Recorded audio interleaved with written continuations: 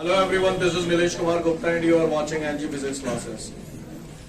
Well, पिछले term पे क्या पढ़ा था हम लोगों ने? Streamline flow, turbulent flow, critical velocity, ये सारी बातें मैंने आप लोगों को बताई थी. साथ साथ स्ट्रीमलाइन फ्लो और टर्बुलेंट फ्लो में डिफरेंस भी मैंने आप लोगों को बताया, राइट? आज उसी कड़ी में हम लोग आगे बढ़ने जा रहे हैं. अगला क्वेश्चन हम लोग के सामने जो है दैट इज वेलोसिटी ग्रेडियंट. क्या? फिर से बोलो, क्या बोला? वेलोसिटी ग्रेडियंट पूछ रहा है. वेलोसिटी ग्रेडियंट होता है क्या? तो वेलोसिटी ग्रेडियंट का जो फॉर्मूला होता है that is dv upon dx. क्या होता है वेलोसिटी ग्रेडियंट का फॉर्मूला? dv upon dx. यहाँ पर dv जो है वो चेंज इन वेलोसिटी है, dx जो है वो चेंज इन डिस्टेंस है. लिसन एवरीवन, सबसे पहली बात तो आप लोग एक बात अपने दिमाग में उतार लो जो आपने पहले जैसे उतारी थी. जहां पर भी वर्ड रेट आता था वह टाइम का डिवाइड हो जाता था, बताया था आपको. इसी तरीके से जहां पर भी वर्ड ग्रेडियंट आता है, ग्रेडियंट, वहां पर डिस्टेंस का डिवाइड हो जाता है. क्या का डिवाइड हो जाता है? जहां पर भी वर्ड ग्रेडियंट आ जाएगा वहां डिस्टेंस का डिवाइड हो जाएगा. सीन क्लियर है सभी को? यहां पर क्वेश्चन है वेलोसिटी ग्रेडियंट, तो वेलोसिटी में डिस्टेंस का डिवाइड हो गया. कल जब अगला चैप्टर आपके सामने आएगा एक टर्म मिलेगी आपको टेम्परेचर ग्रेडियंट, तो वहां टेम्परेचर में डिस्टेंस का डिवाइड हो जाएगा. हर वो जगह जहां ग्रेडियंट आ जाए तो समझ लेना डिस्टेंस का डिवाइड होना है. क्लियर? गलती से अगर 12th में आ गए तो पोटेंशियल में डिस्टेंस का डिवाइड होगा तो उसे बोलेंगे पोटेंशियल ग्रेडियंट. समझ गए? हर वो जगह जहां ग्रेडियंट आ जाए तो समझ लेना वहां पर डिस्टेंस का डिवाइड होता है. सीन क्लियर है? वेलोसिटी ग्रेडियंट अगर कोई हमसे पूछता है कि वेलोसिटी ग्रेडियंट क्या होता है, तो हम बोलेंगे the rate of change of velocity of flow. Liquid जो फ्लो होता है वेलोसिटी ऑफ फ्लो बोलते हैं उसको. The rate of change of velocity of flow with distance is called velocity gradient. Clear? Distance के साथ वेलोसिटी में जो चेंज आता है उसको हम लोग बोलते हैं velocity gradient. The rate of change of velocity of flow with distance is called velocity gradient. Clear है? बात समझ में आ रही है? वेलोसिटी ग्रेडियंट का फॉर्मूला होता है dv अपॉन dx. जैसे मैं आपको सिंपल लफ्जों में बताऊं, गिरिराज जी की परिक्रमा दी है आपने? yes, दी होगी या कभी ना कभी लंबे तो चले ही होंगे, कुछ लॉन्ग डिस्टेंस तक अगर कभी ट्रैवल किया हो आपने. स्टार्टिंग में बड़े जोश में होते हैं, है ना, और स्पीड बड़ी चकाचक होती है, फर्स्ट क्लास, है ना. सपोज करिए स्टार्टिंग 1 किलोमीटर आपने 5 मीटर पर सेकंड की स्पीड से ट्रैवल किया, तो अगला 1 किलोमीटर जो है वो और ज्यादा स्पीड बढ़ जाएगी. अच्छा, कम हो जाएगी? समझते हो? तो वेलोसिटी चेंज हो रही है. हर 1 किलोमीटर डिस्टेंस ट्रैवल करने पर आपकी वेलोसिटी में चेंज हो रहा है, तो वही तो वेलोसिटी ग्रेडियंट है. The rate of change of velocity with distance is called velocity gradient. नहीं, बात समझ में? क्या बोला मैंने? The rate of change of velocity with distance is called velocity gradient. समझ में आ रही है मेरी बात? बोलो भैया. The rate of change of velocity of flow with respect to the distance is called velocity gradient. I hope you understand. तो किसी पट्टे ने अगर मुझसे पूछ मारा वेलोसिटी ग्रेडियंट क्या होता है, तो मुझे बता पाएंगे? The rate of change of velocity of flow with distance is called velocity gradient. Scene clear है सभी को? काहुए को परेशानी? इसका फॉर्मूला होता है dv अपॉन dx. dv यहाँ पर चेंज इन वेलोसिटी है, dx यहाँ पर चेंज इन डिस्टेंस है. सीन क्लियर है सभी को? काहुए को परेशानी? चलूं आगे. आगे देखिए गांव वालों, dv चेंज इन वेलोसिटी तो है, और सुना है वेलोसिटी मीटर पर सेकंड में लगती है, डिवाइडेड बाय dx क्या है? डिस्टेंस. डिस्टेंस क्या में लगती है? मीटर में. तो ये मीटर से मीटर कट जाएगी, क्या बचा? सेकंड नहीं बचा, 1 अपॉन सेकंड बचा. 1 अपॉन सेकंड. नहीं बोलो, कुछ गलत क्या नहीं मैंने? हाँ, किसी पट्टे ने अगर मुझसे पूछ लिया वेलोसिटी ग्रेडियंट का यूनिट क्या होता है, तो मुझे बोलेंगे लाला 1 अपॉन सेकंड और सेकंड इनवर्स. बहुत आता है, सेकंड ऊपर जाएगा तो सेकंड इनवर्स. पूरा है जाओ नहीं है जाओ. अगर किसी पट्टे ने हमसे ये पूछ मारा कि इसका डायमेंशन फॉर्मूला क्या होता है, तो डायमेंशन फॉर्मूला बता देंगे आप लोग? क्या होगा बताओ? t-1. Hope you understand guys. ये क्या आ गया? इसका क्या आ गया? Dimension formula. सीन क्लियर है सभी को? यहाँ तक किसी को कोई परेशानी? तो किसी ने अगर हमसे पूछ लिया वेलोसिटी ग्रेडियंट होता है क्या है, तो हमसे बोल देंगे ना, क्या कहेंगे? The rate of change of velocity of flow with distance is called velocity gradient. Scene clear है? कोई दिक्कत? आगे बढ़ो. चलिए ठीक है. तो ये फॉर्मूला आया कैसे, वो गौर से देखिएगा आप लोग. आप ही लोगों को बताना है, पढ़े लिखे लोगों बता ही लोगे. आइए गौर से देखिए, ये मान के चलिए रिवर बेड है, बेस है, नदी का बेस। कौन है? नदी का बेस। जी हाँ, नदी का बेस। इसे नाम दे दिया पीकू। क्या नाम है इसका? पीकू। पीकू। क्लियर? इसके ऊपर लिक्विड की लेयर्स होंगी। नदी बह रही, बह रही नहीं बह रही? कौन? नदी। हाँ, क्लियर? सही बोल रहा हूं? तो मैंने यहां पर कोई दो लेयर ले ली, एक लेयर ये ले ली ए बी, ठीक है, और दूसरी लेयर मैंने ले ली सी डी।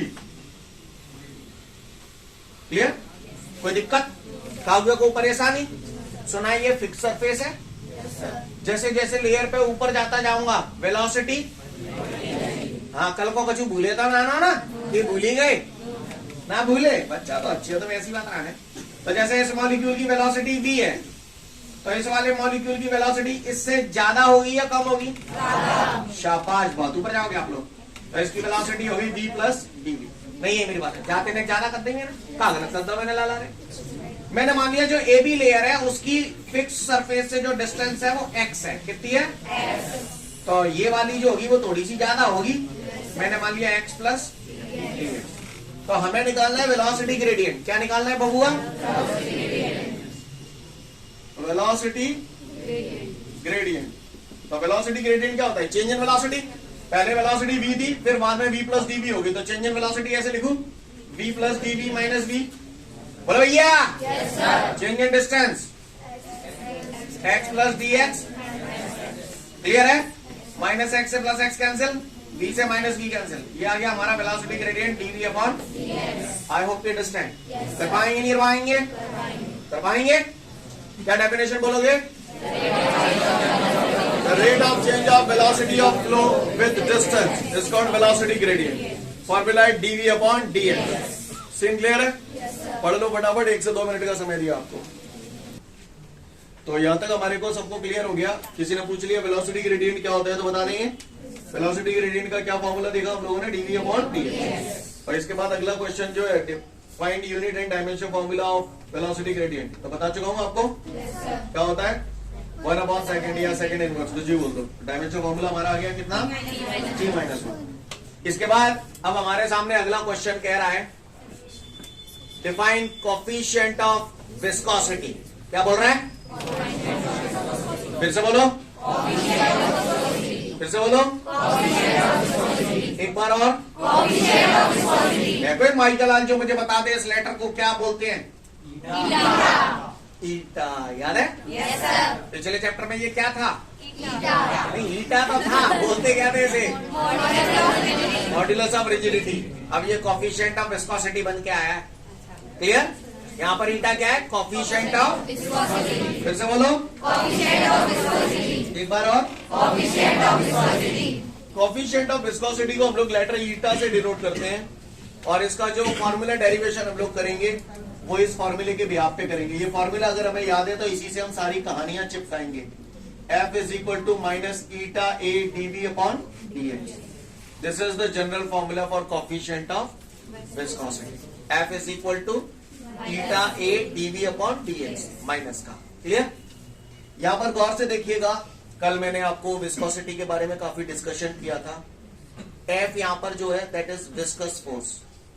विस्कस फोर्स कहां लगता था? टू सक्सेसिव लेयर्स के बीच में, है ना? मॉलिक्यूल जिस तरफ मूव कर रहे थे उसी डायरेक्शन में लगता था या अपोजिट डायरेक्शन? अच्छा। कैसा फोर्स था? Tangential force. Viscous force was the tangential force which is acting between two successive layers of the liquid. सही बोल रहा हूं? Yes sir. और ये जो विस्कस फोर्स था उन दोनों लेयर्स के रिलेटिव मोशन का क्या करता था? अपोज करता था। याद है आपको? Yes sir. गुड, अच्छा बोला आपने, वेरी गुड। तो भाई लोगों, ये फॉर्मूला अगर याद है तो अगला पूरा आंसर जो मैं दूंगा वो इसी के आधार पर दूंगा। किसके आधार पर दूंगा? ये फॉर्मूला अगर मुझे याद है तो पूरा आंसर मैं स्वयं दे सकता हूं। विस्कस फोर्स जो होता है that is directly proportional to the area of contact between the two successive layers. Area of contact समझे? जैसे फॉर एग्जाम्पल ये वाटर की लेयर है, लिक्विड की लेयर है, तो ये लेयर और ये लेयर समझने की कोशिश करिएगा। गौर से देखा सब लोग, एक लेयर ये रही है ना, और एक लेयर ये रही, ये दो लेयर है। तो एरिया ऑफ कॉन्टैक्ट कौन सा हुआ? ये वाला। नहीं है मेरी बात समझ में? सीन क्लियर है? तो viscous force which is acting between the two successive layers of the liquid is directly proportional to the area of contact. समझ में आ रही है बात? Equation number 1। दूसरा, viscous force is directly proportional to the, क्या होता है? डीवी अपॉन डीएक्स, यानी कि क्या? Velocity gradient. क्या है ये? अभी अभी 2 मिनट पहले पढ़ा है आपने, वेलोसिटी ग्रेडियंट। तो viscous force is directly proportional to the velocity gradient. Equation number 2। Combining both the equation, combining both the equation, दोनों इक्वेशंस को अगर मैं कंबाइन करूंगा तो क्या हासिल होगा? F proportional to A dV upon dx। Proportional हटाएंगे तो कांस्टेंट आएगा, तो F is equal to minus eta A dV upon C। Clear है? ईटा यहाँ पर प्रोपोर्शनैलिटी कांस्टेंट है which is known as coefficient of viscosity. Clear? Eta यहाँ पर क्या है? प्रोपोर्शनैलिटी कौन, जब भी प्रोपोर्शनल का साइन हटाते हैं कांस्टेंट आता है, तो eta is the proportionality constant known as coefficient of viscosity. और ये कोफिशिएंट ऑफ विस्कोसिटी अलग अलग मटेरियल के लिए अलग अलग होता है, अलग अलग लिक्विड्स के लिए अलग अलग होता है, यानी it depends on the nature of the material या nature of the liquid. Clear? और दूसरा ये डिपेंड करता है टेम्परेचर पर। क्या पर डिपेंड करता है? टेम्परेचर पर। क्लियर? और यहाँ पर जो नेगेटिव साइन है वो नेगेटिव साइन डायरेक्शन को अपोज करता है कि विस्कस फोर्स जो होता है वो मॉलिक्यूल्स के मोशन के अपोजिट डायरेक्शन में रहता है। नहीं है मेरे पास? सीन क्लियर है? काहुए को परेशानी? यानी अगर मुझे ये फॉर्मूला याद है तो उससे मैं ये पूरी कथा कह सकता हूँ, कोई दिक्कत? ए क्या है? A area of contact between two successive layers, और डीवी अपॉन डीएक्स क्या है? Velocity gradient. क्या है डीवी अपॉन डीएक्स? फिर से बोलो एक बार और। जी सही बोला आप लोगों ने। आगे बढ़ता हूं। अगर ये सारी बात आपको समझ में आ गई तो अगली बात पे आता हूं, गौर से देखिएगा आप लोग। मुझसे कहा जा रहा है कि मैं कोफिशिएंट ऑफ विस्कोसिटी की डेफिनेशन बताऊं। कोफिशिएंट ऑफ विस्कोसिटी बोले तो ईटा की डेफिनेशन बताऊं। क्लियर? तो किसी भी डेफिनेशन को बनाने के लिए अक्सर आप चीजों को 1 1 1 मान दिया करते हैं। तो समझते पहले तो मैंने जे चटकाया, तो ए बराबर 1 मीटर स्क्वायर। क्या ले लिया ये मैंने? यानी मैंने यूनिट एरिया ऑफ कॉन्टैक्ट ले लिया। यूनिट का मतलब 1 मीटर स्क्वायर। क्लियर? यानी यहाँ पर जो मैंने एरिया ऑफ कॉन्टैक्ट कंसीडर किया 1 metre square between the two successive layers. Very good, आप महान हैं। ये डीवी अपॉन डीएक्स क्या होता है? ये भी मैंने कितना ले लिया? 1 पर सेकंड। पर सेकंड क्यों लिखा है? समझ में आ रही है बात? तो इसका मतलब कितना वेलोसिटी ग्रेडियंट है ये? तो ये तो बोलो 1 पर सेकंड, या फिर बोलो यूनिट वेलोसिटी ग्रेडियंट। कहा? हाँ, ये दोनों वैल्यू उठा के अगर इसमें रखूंगा तो क्या आ जाएगा मेरा? F इज इक्वल टू, बताओ बताओ आप बताओ, माइनस ईटा। ए की जगह 1 लिखे वो तो कौन सी तोप चल जाएगी? डीवी अपॉन डीएक्स की जगह 1 लिखे वो तो कौन सी तोप चल जाएगी? सही बोल रहा हूँ ना? कुछ गलत क्या नहीं मैंने? क्या नहीं होता बताओ। ठीक है, तो आगे सुनो। F इज इक्वल टू, क्यों ये कोई भी फिजिकल क्वांटिटी होती है, इतना आप लोग स्टार्टिंग से पढ़ रहे हो, 2 ही चीजें होती है, मैग्नीट्यूड होता है या फिर डायरेक्शन होती है। सही बोल रहा? मैग्नीट्यूड और डायरेक्शन 2 चीजें होती है। बोलो yes, अगर डायरेक्शन डालेंगे तो बचेगा का मैग्नीट्यूड बोले तो न्यूमेरिकल वैल्यू, मैग्नीट्यूड बोले तो मैग्नीट्यूड बोले तो शाबाश, बहुत ऊपर जाओगे आप लोग। यार नेगेटिव साइन क्या रिप्रेजेंट कर रहा है? अगर मैं नेगेटिव साइन को हटा दूं तो केवल F इज इक्वल टू ईटा बचेगा। ईटा बचेगा। मैंने क्या हटा दिया? डायरेक्शन हटा दी। तो इसका मतलब मैं केवल काय की बात कर रहा हूँ? न्यूमेरिकल वैल्यू की बात कर रहा हूँ। यानी मैं जो भी बात कर रहा हूँ वो न्यूमेरिकली कर रहा हूँ। कैसा कर रहा हूँ? न्यूमेरिकली। न्यूमेरिकली मैंने क्यों लिखा है यहाँ पर? समझ में आ रही है बात? कि मैं यहाँ पर न्यूमेरिकल वैल्यू की बात कर रहा हूँ, डायरेक्शन की कोई बात नहीं कर रहा हूँ। मेरी बात समझ में आ रही है? ईटा क्या है?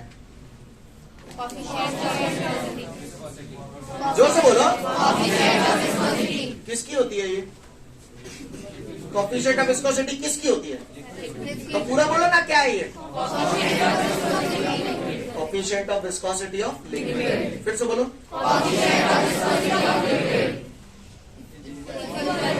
इज इक्वल टू द थोड़ा और डिटेल में जाओ तो is numerically equal to the, क्योंकि न्यूमेरिकली बात करें ना हम लोग, तो coefficient of viscosity of liquid is numerically equal to the, ये क्या है? Viscous force, viscous force which is acting tangentially, which is acting tangentially between two successive layers, which has unit area of contact and unit velocity gradient. नहीं बस एक shot में बोलने जा रहा हूँ, ध्यान से सुन लीजिएगा, उसके बाद आपसे बुलवाऊंगा, 2 से 3 बार बोल रहा हूँ, दपक लो, किसी से भी पूछ सकता हूँ, इसलिए ध्यान से देख लेना। बाद में जे नहीं सुनेंगे कहते कि मुंह पे तो नोट सही नहीं आते, तापे नहीं है, अगल बगल वाइन की मैं पढ़े फालतू बैठो वाला उन्होंने। क्लियर? आ जाओ इधर। Coefficient of viscosity of liquid is numerically equal to the viscous force, और you can say tangential force, कुछ भी बोल सकते हो, है ना। Again I repeat, coefficient of viscosity of liquid is numerically equal to the viscous force which is acting tangentially between two successive layers which has unit area of contact and unit velocity gradient. नहीं है बस। Again I repeat, the coefficient of viscosity of liquid is numerically equal to the viscous force which is acting tangentially between two successive layers which has unit area of contact and unit velocity gradient. I hope you understand. आपके नोट्सों में इसके बाद inverted comma में definition लिखी हुई है, और वही डेफिनेशन में आपसे सुनना चाहता हूँ, बाकी की सारी चीजें तो सेकेंडरी हैं, मेन ये डेफिनेशन है। सुनूंगा आपसे, 2 से 2.5 मिनट का समय दिया आपको, पहले ही बोल रहा हूँ, 2 से 2.5 मिनट का समय आपके पास। मुझसे कहा जा रहा है अगले क्वेश्चन में कि find the unit and dimensional formula of coefficient of viscosity, यानी कोफिशिएंट ऑफ विस्कोसिटी का मुझे यूनिट और डायमेंशन फॉर्मूला बताने के लिए कह रिया है। क्या कह रिया है? कि मैं यूनिट बताऊं और डायमेंशन फॉर्मूला बताऊं, किसका? Coefficient of viscosity. Clear? Coefficient of viscosity का यूनिट और डायमेंशन फॉर्मूला बताऊं, तो आपको बता दूं इसका जो यूनिट और डायमेंशन फॉर्मूला होता है, यूनिट होता है newton into second upon metre square, दूसरा होता है किलोग्राम पर मीटर इंटू सेकेंड, ये इसका यूनिट है। क्लियर? और सीजीएस सिस्टम में अगर किसी ने पूछा तो न्यूटन की जगह, सेकंड की जगह, मीटर की जगह, शाबाश, किलोग्राम की जगह, मीटर की जगह, सेकंड की जगह। इसके अलावा सीजीएस सिस्टम में एक और यूनिट होता है इसका, दैट इज पॉइज, याद रखना है, कोटी में आता है कॉपी। कोफिशिएंट ऑफ विस्कोसिटी का एक यूनिट सीजीएस सिस्टम में और होता है, that is poise. Clear? Poise आपको याद ही करना पड़ेगा, ये वाले यूनिट आप चाहे तो निकाल सकते हैं, रट्टा लगाने की जरूरत नहीं है। समझ में आ रही है मेरी बात? पढ़ लेना है, ये भी पता होना चाहिए आते कैसे हैं, मैं अभी बता रहा हूं 2 मिनट में। क्लियर? याद करने की जरूरत नहीं, लेकिन ये याद ही करना पड़ेगा। क्लियर है? बात समझ में आ रही है? ये यूनिट कहां से आए मैं आप लोगों को बतलाता हूं। क्लियर? फिर भी आप लोगों को बोलूंगा, भविष्य में जो लोग कॉम्पिटिटिव एग्जाम की तैयारी करते हैं तो वहां पर क्या है, क्वेश्चन करना बड़ी बात नहीं होती, क्वेश्चन जल्दी करना बड़ी बात होती है। तो अगर याद कर सके तो और अच्छी बात है। क्लियर?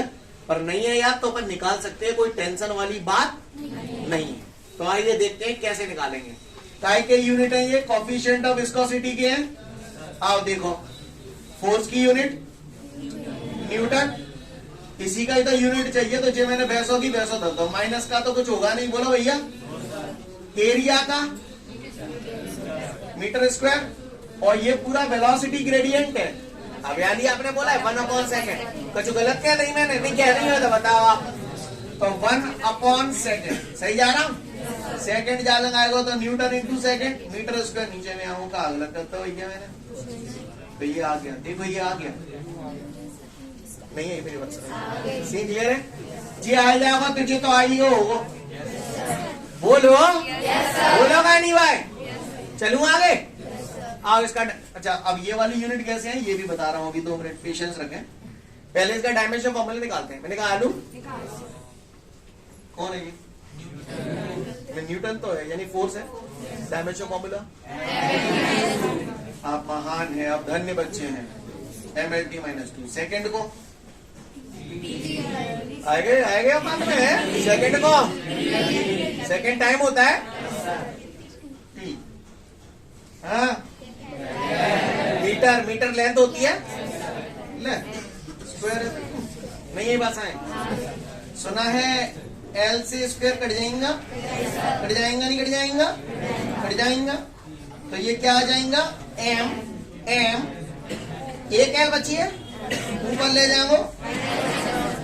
अच्छा, ई पे पावर कुछ नहीं है तो बेस सेम होती है तो पावर कितना आ जाएगा, शाबाश। ये इसका कौन आ गया, this is the dimension formula for coefficient of viscosity. Scene clear? चलो अब जैसे एक यूनिट और बना देते हैं। एम बोले तो कौन, मास, मास की यूनिट किलोग्राम। एल बोले तो कौन, लेंथ की यूनिट मीटर। तो मीटर की पावर -1 है, नीचे ले आऊंगा तो सही नहीं का है। टी बोले तो टाइम, सेकंड, सेकंड की पावर -1 है, नीचे ले आऊंगा तो देखो ये आ गया। नहीं बस में तो को परेशानी हो तो बताए, और ऐसा ही से सीजीएस में तो कन्वर्ट कर ही लोगे। तो किसी ने कोएफिशिएंट ऑफ विस्कोसिटी का अगर हमसे यूनिट और डायमेंशन फॉर्मूला पूछ लिया तो हम बता देंगे।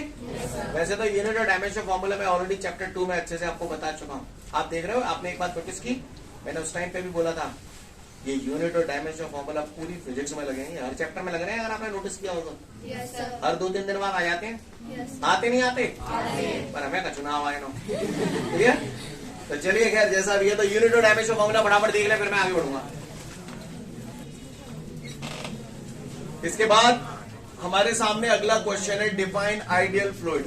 40 के तौर पर आ ही जाता है ये पेपर में। लिसन, आइडियल फ्लूइड होते क्या है? तो आइडियल फ्लूइड तो गए तेल लेने, पहले मुझे बताओ, कल तुमने गिलास में पानी या दूध ले लो तो अपना खूब घुमाओ, हैं? घुमा के फिर चम्मच तुमने क्या करी, रख दी थी, फेंकी तो नहीं थी ना, मम्मी मारेगी नहीं तो फिर। लिसन एवरीवन, तो वो जो पानी घूम रहा था या जो दूध था वो घूम रहा था, तो जिंदगी भर घूमता ही रहेगा, रुक जाएगा? क्यों? अच्छा, विस्कस फोर्स लग रहा था जिसकी वजह से वो रुक गया था। आइडियल फ्लूइड होता तो नहीं रुकता। तो क्यों नहीं रुकता? क्योंकि उसकी विस्कोसिटी जीरो। अरे वाह, वेरी गुड। तो इसका मतलब आइडियल फ्लूइड तो वो फ्लूइड हुए जिसकी विस्कोसिटी 0 होती है। किसी पट्टे ने अगर मुझसे पूछ मारा what is the viscosity of N ideal fluid, तो मैं क्या बोलूंगा? हाँ, किसी पट्टे ने अगर मुझसे पूछ लिया what is the coefficient of viscosity of ideal fluid, तो क्या बोलूंगा? 0। तो इसका मतलब आइडियल फ्लूइड विस्कस होते हैं या नॉन विस्कस होते हैं? Non viscous. शाबाश, क्लियर। आइडियल फ्लूइड वो फ्लूइड होते हैं जो नॉन विस्कस होते हैं और इनकम्प्रेसिबल होते हैं। The fluids which are incompressible and non-viscous are called ideal fluid. Clear? Ideal fluid वो fluid होते हैं जो non-viscous होते हैं। Non-viscous है, इसका मतलब उनके बीच में किसी भी प्रकार का कोई viscous force नहीं लगता, उनकी viscosity 0 होती है। Clear? The fluids which are non-viscous and incompressible is called ideal fluid. अब यारो ये बताओ मुझे, ये incompressible क्या होता है? इनकम्प्रेसिबल का मतलब होता है जिसे कंप्रेस नहीं किया जा सके, जिसे दबाया न जा सके, उससे हम लोग बोलते हैं इनकम्प्रेसिबल। सीन क्लियर है? आइडियल फ्लूइड वो फ्लूइड होते हैं जो इनकम्प्रेसिबल होते हैं, उन्हें दबाया नहीं जा सकता। सीन क्लियर है? The fluids which are incompressible and non viscous are called ideal. Clear है? अब मुझे इस डेफिनेशन से ये पता चल गया कि आइडियल फ्लूइड नॉन विस्कस होते हैं, तो इसका मतलब उनकी विस्कोसिटी 0। क्लियर है? यानी उनकी लेयर्स के बीच में किसी भी प्रकार का कोई विस्कस फोर्स नहीं। समझ गए? ध्यान से सुनिए ना, मैंने ये जो मैं बताने जा रहा हूँ आगे के जितने भी डेरिवेशन से सब में लगेगा, तो उस टाइम मेरा दिमाग खराब मत कर, मैं अभी बता रहा हूँ, ठीक है? ध्यान से सुन लेना। मैंने बोला आइडियल फ्लूइड इनकम्प्रेसिबल होते हैं, यानी उन्हें दबाया नहीं जा सकता। सही बोला मैंने? समझने की कोशिश करना। डेंसिटी वर्ड सुना है कभी जिंदगी है? डेंसिटी समझ में आता है? घनत्व, हिंदी में बोलते हैं घनत्व, घनापन, घनेटपन नहीं, घनापन। समझ गए? जैसे कईयों की चांद पे बाल बहुत घने होते हैं, यानी 2-4 बाल होंगे, अच्छा बहुत सारे होंगे, है ना? पूरा जंगल होगा। सही बोल रहा हूं ना? लिसन एवरीवन, डेंसिटी, जहां पर पॉपुलेशन डेंसिटी ज्यादा है तो वहां कम एरिया में ज्यादा से ज्यादा लोग रह रहे होंगे, हैं? जहाँ पॉपुलेशन डेंसिटी कम है तो वहां उतने ही एरिया में कम लोग रह रहे हैं। सही बोल रहा हूँ? बोलो। अच्छा ने बताइए, जैसे ये क्लासरूम है, ये क्लासरूम है और इस पर्टिकुलर एरिया में ये आप सब लोग बैठे हो, बैठे कछु न कछु घनत्व हो, तुम सिलन नहीं हो, बटोर दो, घनत्व डेंसिटी बढ़ जाएगी या घट जाएगी? बढ़ जाएगी, क्योंकि आप सब लोग बहुत क्लोज आ जाएंगे। यस और नो? मैं आपको कंप्रेस कर पा रहा हूं तभी तो डेंसिटी बढ़ रही है। अगर मैं कंप्रेस ही नहीं कर पाता तो ये आपस में क्लोज नहीं आते तो डेंसिटी में चेंज हो जाता क्या? मेरा कहने का तात्पर्य ये है कि आइडियल फ्लूइड इनकंप्रेसिबल होते हैं। इनकंप्रेसिबल होते हैं इसका मतलब उसे कंप्रेस नहीं कर सकते, और कंप्रेस ही नहीं कर सकते तो उनके मॉलिक्यूल्स एक दूसरे के क्लोज लाए जा सकते हैं क्या? नहीं लाए जा सकते, तो उसकी डेंसिटी चेंज नहीं होती, उनकी डेंसिटी कांस्टेंट रहती है। नहीं है मेरी बात समझ में? क्लियर? आइडियल फ्लूइड जो होते हैं उनकी डेंसिटी कांस्टेंट होती है। इतनी देर में चिल्लाए, आपको समझ में आया? The fluids which are non viscous and incompressible is called ideal fluid. ये सिंपल डेफिनेशन हो गई। किसी ने ओटी वगैरह में पूछ लिया आइडियल फ्लूइड की विस्कोसिटी कितनी होती है, चिपका देना 0। क्लियर? और आइडियल फ्लूइड की डेंसिटी कांस्टेंट क्यों रहती है? हाँ, क्योंकि उन्हें कंप्रेस नहीं किया जा सकता, वो इनकम्प्रेसिबल है। कैसे है वो? इनकम्प्रेसिबल। पढ़ लो फटाफट, समझ जाओगे। क्लियर है यहाँ तक सभी को? किसी को कोई दिक्कत? इसके बाद एक और नोट लिखा है, the flow of N ideal fluid is always turbulent. इसे याद रखना है ना। हालांकि ऐसा नहीं है कि इसका रीजन नहीं होता, रीजन होता है, पर फिलहाल आपको बोल रहा हूँ याद रखना। क्लियर? क्योंकि इसके लिए जिम्मेदार होता है रेनॉल्ड्स नंबर, पर वो रेनॉल्ड्स नंबर वगैरह आपको रिक्वायरमेंट नहीं। क्लियर? तो कोई भी पूछे कि आइडियल फ्लूइड का फ्लो कैसा होता है तो it is always turbulent. Clear? आगे बढ़ जाऊं तो देख लो, ये नोट पढ़ लो, फिर आगे बढ़ता हूं। इसके बाद हमारे सामने अगला क्वेश्चन है, define equation of continuity and drive the necessary relation for it. क्या बोल रहा है? Define equation of continuity and drive the necessary relation for it. तो तैयार है हम लोग? चलिए देखते हैं equation of continuity and necessary relation for it. गौर से देखिएगा आप लोग,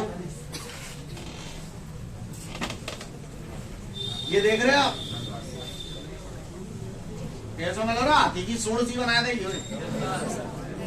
क्लियर? ये मैंने एक ट्यूब बनाई है, यहां पर इसका एरिया ऑफ क्रॉस सेक्शन कुछ और है, यहां पर एरिया ऑफ क्रॉस सेक्शन कुछ अलग अलग जगहों पे एरिया ऑफ क्रॉस सेक्शन अलग अलग है। ये जो ट्यूब है uniform area of cross section की है या non uniform area of cross section? बोलो भैया। ये देख रहे हैं आप? ये मैंने एक ट्यूब सी बनाई है। क्लियर? बीका सी ट्यूब। लिसन एवरीवन, देख पा रहे हैं आप लोग इस ट्यूब को? Yes sir. ये uniform area of cross section की ट्यूब है या non uniform area of cross section? क्योंकि यहाँ पर पतली है, यहाँ पर मोटी है। सही बोल रहा हूँ? yes, हर जगह इसका एरिया ऑफ क्रॉस सेक्शन बदल रहा है। यस और नो? सीन क्लियर है? yes, यानी this is a tube of non uniform cross section area. बोले भैया। पका? ठीक है। अब कहानी कुछ इस प्रकार है, इक्वेशन ऑफ कंटिन्यूटी ये है आपकी, AV is equal to constant. This is known as equation of continuity. ये मैंने non uniform cross section area वाली एक ट्यूब बनाई है, इसके अंदर आइडियल फ्लूइड फ्लो हो रहा है। ये मैंने क्या बनाई है? लेयर्स बनाई है। क्या बनाई है? लेयर। जी हाँ मेरे भाइयों, these are the layers of the liquid, right? इस लिक्विड के अंदर ये क्या फ्लो हो रहा है? Ideal fluid. क्लियर? यहां पर एरिया ऑफ क्रॉस सेक्शन कुछ ना कुछ होगा, यहां पर भी एरिया ऑफ क्रॉस सेक्शन कुछ ना कुछ होगा। अलग अलग जगह पे एरिया ऑफ क्रॉस सेक्शन अलग अलग है। यस और no? Yes sir. Equation of continuity हमसे ये कहती है कि अगर कोई आइडियल फ्लूइड बह रहा है, फ्लो हो रहा है, कहां पर? In a tube of non-uniform cross-section area. If an ideal fluid is flowing through a tube of non-uniform cross-section area, then at each section of the tube, किसी भी सेक्शन पे देख लें आप, चाहे यहां देख लें, चाहे यहां देख लें, चाहे बीच में किसी एरिया ऑफ क्रॉस सेक्शन पे देख लें, एरिया ऑफ क्रॉस सेक्शन और velocity of flow of liquid का जो प्रोडक्ट होता है वो हमेशा कांस्टेंट होता है। क्लियर? मैं फिर से बोल रहा हूं, इक्वेशन ऑफ कंटिन्यूटी हमसे ये कहती है, when an ideal fluid is flowing through a tube of non uniform cross sectional area, then at each section of the tube the area of cross section and velocity of flow of liquid is equal to the constant. फिर से repeat कर रहा हूं, when an ideal fluid is flowing through a tube of non uniform cross sectional area, then at each section of the tube the product of area of cross section and velocity of flow of liquid is equal to the constant. Seem clear? आप लोगों ने chemistry में Boyle's law वगैरह पढ़ा होगा, जैसे PV बराबर constant, तो आप उसे लिखते थे P1 V1 बराबर P2 V2, AB बराबर कांस्टेंट, तो मैं इसे ऐसे लिख सकता हूं A1 V1 बराबर A2 V2। क्लियर है सीन? बात समझ में आ रही है? सबसे पहले स्टेटमेंट पढ़ ले, पूछूंगा, पहले ही बोल रहा हूं 2 मिनट का समय दिया, उसके बाद उठा फेंकूंगा। स्टेटमेंट समझ गए? वैसे तो कल इक्वेशन ऑफ कंटिन्यूटी में दोबारा कराऊंगा आपको, डोंट वरी, फिर भी स्टेटमेंट दोबारा बताऊंगा, पर सुने यहाँ पर घर में जो काम वाम करते हो वैसे हैं, तुम्हें काम दे दो, तुम्हें काम दो है, तुम्हें पौधन में पानी देना, clear? Watering of plants, right? तो तुमने लेजम लगा दी टोटी में, और वहां के बाद लेजम का दूसरा सिरा अपने हाथ में सीधे दे दो, पानी तुम पे डाउन आ जा, क्यों करते तो? बोलो यस और no? Listen everyone, try to understand. जैसे ही आप लेजम पे यहां उंगली लगा देते हो ऐसे करके, तो पानी तेजी से निकलने लगता है। Yes sir? जो बोला समझ में आया? Look, equation of continuity AB is equal to constant, तो ये A is equal to constant upon velocity. जहां एरिया ऑफ क्रॉस सेक्शन ज्यादा होता है वहां वेलोसिटी कम होती है, और जहां एरिया ऑफ क्रॉस सेक्शन कम होता है वहां वेलोसिटी इनवर्सली प्रोपोर्शनल। तो आप जब यहां पर ऐसे फिंगर लगा लेते हैं तो इसका एरिया ऑफ क्रॉस सेक्शन, और एरिया ऑफ क्रॉस सेक्शन कम हो जाएगा तो वेलोसिटी, जैसे भरभरा के पानी निकल रहे हो। Velocity of flow of liquid यहां भी होगी और यहां भी होगी, ज्यादा कहां होगी? यहाँ ज्यादा होगी क्योंकि यहाँ एरिया कम है, यहाँ पे ज्यादा होगी। यस और नो? तो इसका मतलब आप मुझसे ये कहना चाहते हो कि अलग अलग पॉइंट पर वेलोसिटी अलग अलग होगी? ठीक है, तो क्या मैं उम्मीद करूं कि यहाँ तक आपको क्लियर है?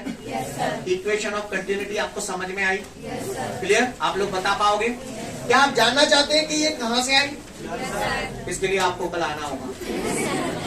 ओके, तो फिर आज के लिए हम लोग खत्म करते हैं। Thank you everyone, have a great day to all of you guys. जय हिंद।